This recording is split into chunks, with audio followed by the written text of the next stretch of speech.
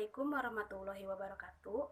Kami dari kelompok 5 dengan anggota saya sendiri Rizky Nursyadah dan teman-teman saya yaitu Silvianti, Salawidianti, LG Oktadian Muda, dan Indah Ligar.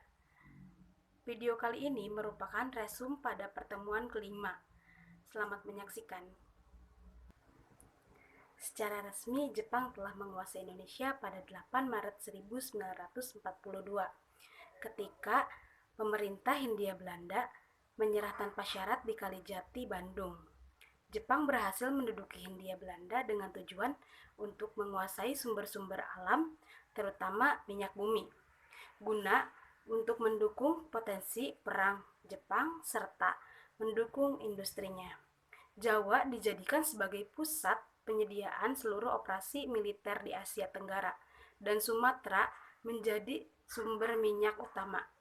Jepang tanpa banyak menemui perlawanan berhasil menduduki bangsa Indonesia.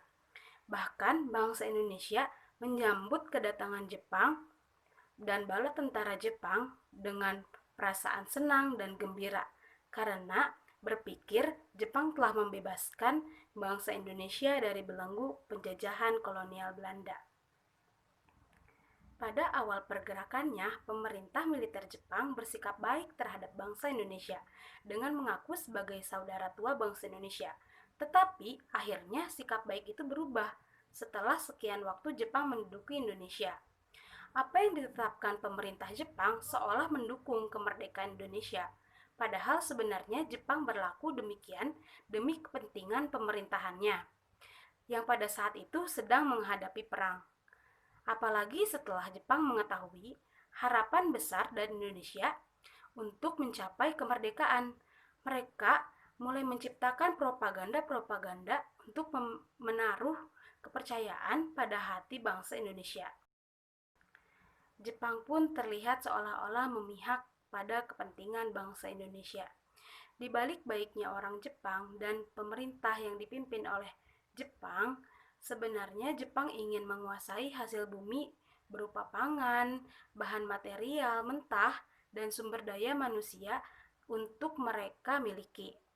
Jepang pernah membuat pemerintahan sementara dengan mempunyai 5 departemen, yaitu yang pertama ada Departemen Umum, yang kedua itu Departemen Keuangan, yang ketiga Departemen Perusahaan Industri dan Kerajinan Tangan, dan yang keempat itu Departemen Lalu Lintas, yang terakhir adalah Departemen Kehakiman.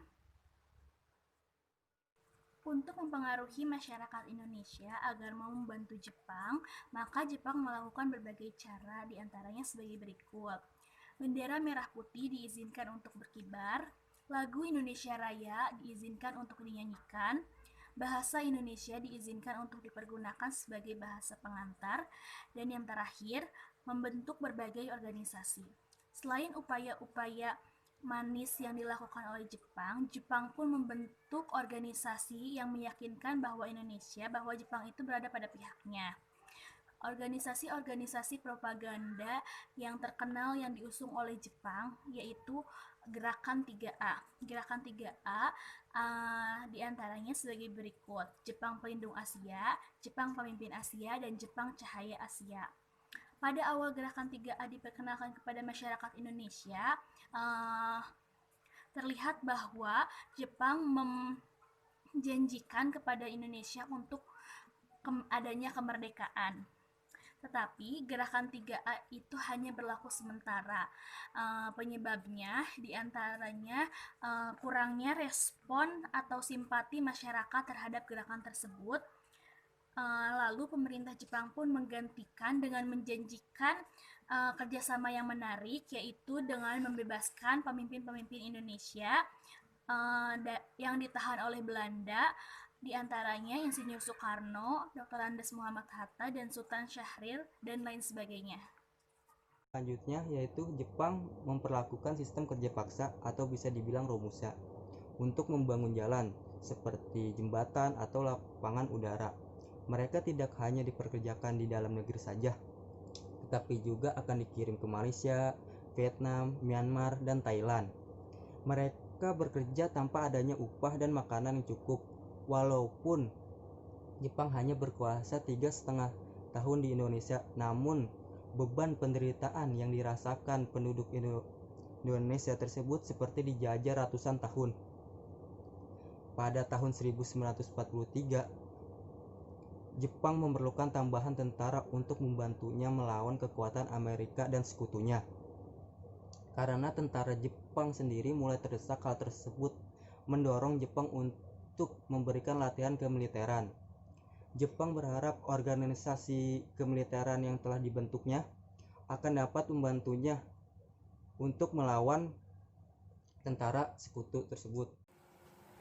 Selanjutnya ada organisasi kemiliteran yang dibentuk Jepang, ada 6. Yang pertama itu ada Senenda, itu barisan para pemuda yang umurnya itu kisaran 14-22 tahun, dan juga ada Keibodan, barisan pembantu polisi yang beranggotakan pemuda-pemuda yang berusia 26-35 tahun. Lalu yang ketiga ada Haiho, yaitu pembantu prajurit Jepang. Anggota Haiho itu ditempatkan dalam kesatuan tentara Jepang sehingga banyak dikerahkan ke medan perang. Mengapa demikian? Karena kebanyakan pemuda-pemuda Indonesia yang mengikuti Haiho itu dikirim ke negara-negara lain untuk membantu ke prajurit-prajurit Jepang melawan yang lainnya. Terus ada juga PETA atau Pembela Tanah Air. Ini dibentuk pada 3 Oktober tahun 1943.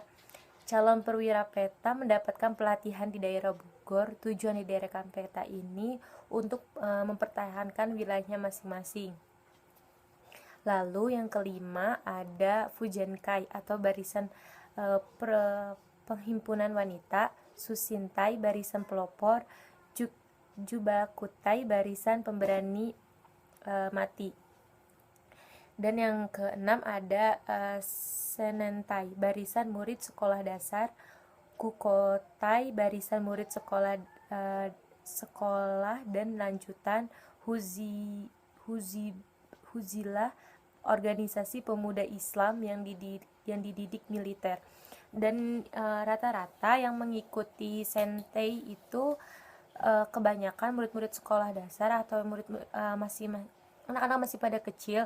Mereka dilatih atau dididik untuk baris berbaris dan layaknya militer yang lain, karena dulu Jepang itu sudah kekurangan anggota militernya karena banyak yang gugur di medan perang, sehingga mereka banyak mengambil anak-anak kecil atau pemuda-pemuda Indonesia untuk dijadikan sebagai kayak untuk pengganti anggota-anggota militer Jepang yang kemarin sudah gagal di medan perang, seperti itu. Terus karena waktu itu Jepang emang udah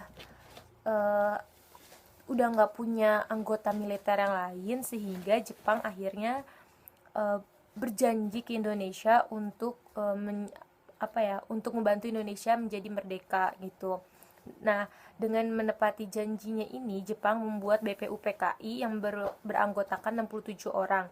60 orang ini anggotanya orang-orang warga Indonesia, sedangkan 7 orangnya lagi ini itu orang Jepang.